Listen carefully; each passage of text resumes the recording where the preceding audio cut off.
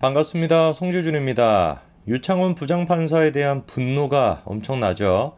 정상적으로 생각하는 사람이라고 한다면 이런 말도 안 되는 짓거리를 저지른 유창훈 부장판사에 대해서 우리가 분노를 안 할 수가 없는데요. 단순히 그냥 우리가 분노하는 이유가 이재명을 구속시키지 못했다, 이것 때문만은 아닙니다. 물론 그것도 뭐 열받는 일이죠, 그쵸? 지금 이제 기고만장해가지고 이재명이나 찍교도들이나 저렇게 막 설치되는 꼬라지를 보고 있는 것도 진짜 막 속 터지는 일이지만, 근데 궁극적인 문제가 뭐겠습니까? 좋다 이겁니다. 검찰이 정말로 수사를 똑바로 못해가지고 증거를 제대로 확보를 못해가지고 혐의 입증이 안 됐기 때문에 구속이 안 됐다라고 한다면 그거에 대해서 우리가 누가 뭐라고 하겠습니까? 근데 이번 경우는 완벽히 다르다라는 것이죠. 이따가 제가 또 자세하게 말씀을 드리겠습니다만, 유창훈 본인 스스로도 다 인정을 하지 않았습니까? 소명이 됐다, 의심이 되는 정황이 있다, 다 그렇게 인정했음에도 불구하고 증거를 굉장히 많이 확보하고 있음에도 불구하고 어떻게 된 것인지 야당 대표라고 하는 이유로 구속시키지 않다 보니까 이거는 법리적으로 보던가 법치적으로 보든지 간에 문제가 될 수밖에 없는 거죠. 그러니까 우리가 분노를 하는 겁니다. 정당한 이유 없이 정치적인 이유만으로 유창훈이가 이재명을 풀어준 그런 꼴밖에 안 되기 때문인 것이죠. 제가 정말 더 화딱지가 나는 게 뭐냐면, 정치적으로 솔직히 생각해 보더라도 이번에 이재명을 구속을 시켰어야 마땅하다는 거예요. 법리적으로 생각해 봤을 땐 당연히 진작에 무기징역을 때려가지고 설치지 못하게끔 만들었어야 되는 게 말할 것도 없는 것이고, 그런 법치적인 문제뿐만 아니라 정치적으로 보더라도 당연히 이재명이는 진작에 구속을 시켰어야 되는 겁니다. 지금 이제 이재명에 대한 그 구속영장의 기각이 나오니까 이미 영상을 보시는 분들은 다 알고 계시겠지만, 이 뭐 영장 판사가 뭐 판결을 이렇게 내렸다라 그래가지고 그게 유죄냐 무죄냐 무슨 의미가 있겠습니까? 이거는 그냥 철저하게 구속을 시킬 거냐 말 거냐 그것만 결정하는 문제이기 때문에 죄의 유무죄랑은 아무 상관이 없습니다. 그럼에도 불구하고 개딸들이 지금, 그리고 심지어 민주당이 지금 어떤 식으로 설치고 있는지 다 알고 계시죠? 야, 이거 봐봐라, 영장이 기각이 됐다, 검찰이 무리한 수사를 하고 있는 것이다, 이재명은 무죄였던 것이다, 그러니까 한동훈 장관이 책임지고 사퇴해야 된다, 윤석열 대통령도 사과해라, 이런 지금 또다시 말도 안 되는 광란의 짓거리를 저지르고 있잖아요. 이게 바로 정치적인 문제가 되는 겁니다. 그래서 법리적으로 생각해 보더라도 정치적으로 생각해 보더라도 이재명이는 구속을 시켰어야 되는 것이고, 그거를 못했기 때문에 어떤 측면으로든 간에 유창훈이는 판사 자격이 없는 것이죠.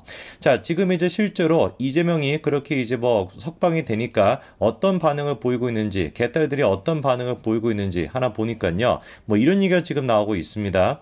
참된 지도자다, 노면이 보인다, 뭐 이러고 있대요. 뭐 노장 따러 가겠다라는 건지 뭔지는 모르겠지만 어떤 장면을 보고 저런 얘기를 하는 거냐, 바로 이겁니다.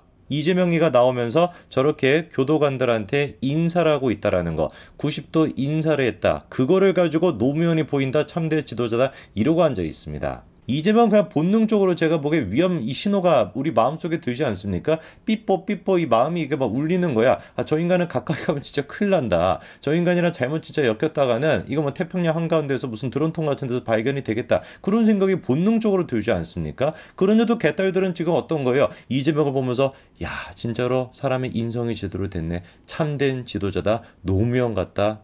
글쎄요, 노무현 같은 거는 제가 보기에 노무현의 운명을 같이 따라가겠다라는 거, 그거 말고는 없어 보입니다. 참 진짜 그러니까 유창훈이가 법조계에서도 혼란을 지금 만든 것이고 정치계에서도 혼란을 만든 것인데, 뭐 이런 지금 얘기가 나오고 있어요. 기각을 하고 난 뒤에도 따뜻하면서도 흔들림 없이 단단한 법관이다, 기록을 꼼꼼히 보고 신중하게 판단했을 것이다, 이런 지금 법조계 관계자 얘기가 나오고 있는데 제정신입니까? 도대체 어떤 측면을 봐야지 따뜻하면서도 흔들림 없는 무슨 뭐 그런 얘기를 할 수가 있어요. 이번에 기각사유서를 보니까 분명히 유창훈이 뭐라고 얘기하고 있습니까? 혐의 소명에 관하여 봤을 때 위증교사 혐의는 소명되는 것으로 보인다, 위증교사 있다라는 거예요. 분명히 했다라는 거 아닙니까? 그리고 또 백현동에 대해서도 피의자의 관여가 있었다라고 볼 만한 상당한 의심이 든다. 백현동이 됐거나 위중교사가 됐거나 두 개 다 어떻다라는 겁니까? 위중교사는 그 자체로 증거인멸인 것이고, 백현동에 대해서는 피의자 이재명이가 관여했다라고 한다면 이것 자체도 마찬가지로 증거인멸 교사, 누가 보든지 간에 다 그렇게 생각이 되는 것이고, 유창훈 본인 스스로 인정을 했는데 정작 증거인멸에 대해서는 뭐라고 얘기하고 있습니까?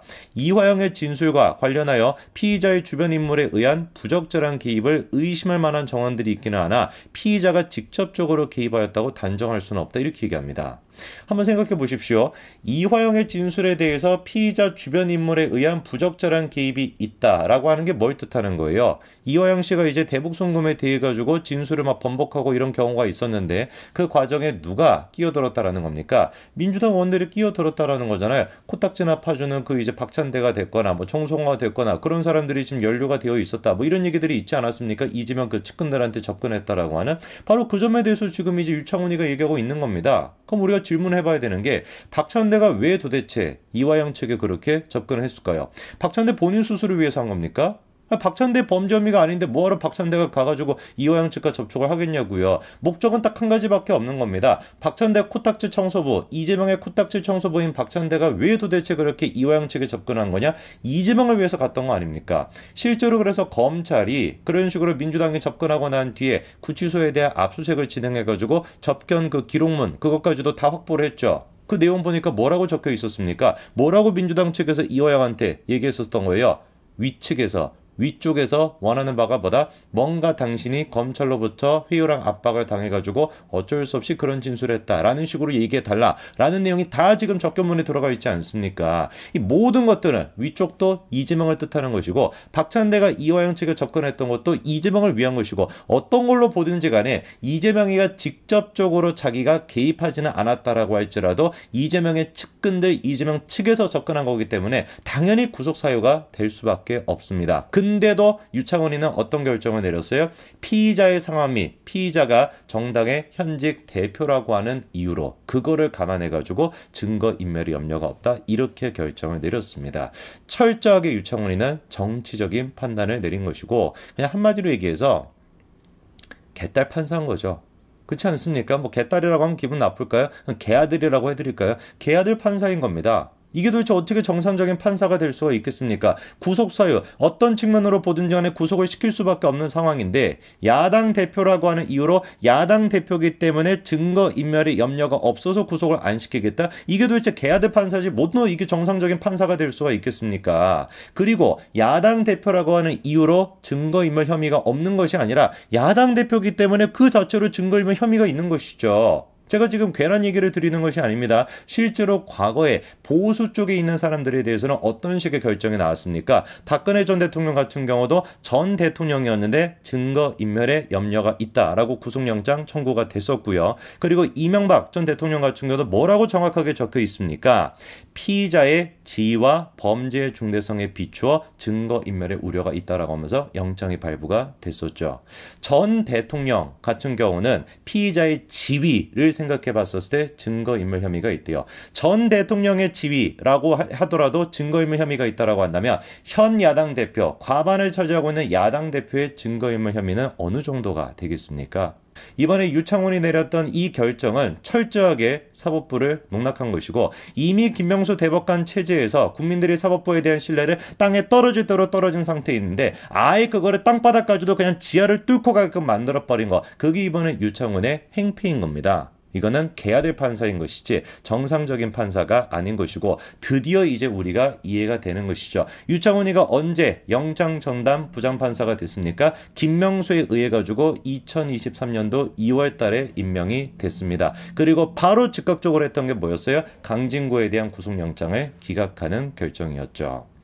김명수가 이 구속영장 전담판사 같은 경우는 대법원장에 그리고 또 가장 어떤 측근이라고 할 수 있는 사람들한테 그거를 자리를 내줄 겁니다. 그래서 또 지금 나오고 있는 얘기가 뭐냐? 육체적, 정신적 압박을 감내하면 잘 재판할 수 있는 사람이라는 신뢰가 있기 때문에 그 자리를 맡았다. 이따위 지금 말도 안 되는 평가가 나오고 있는데 이 신뢰가 있기 때문에 맡았다라는 것이 아니라 정서적으로 힘들기 때문에 맡았다라는 것이 아니라 김명수가 지 뜻대로 잘 움직여줄 사람이 누구다? 유창훈이라고 판단을 했기 때문에 그래서 영장 담당 부장판사로 임명을 해준 것이죠. 그리고 그 역할을 톡톡히 지금 해내고 있습니다.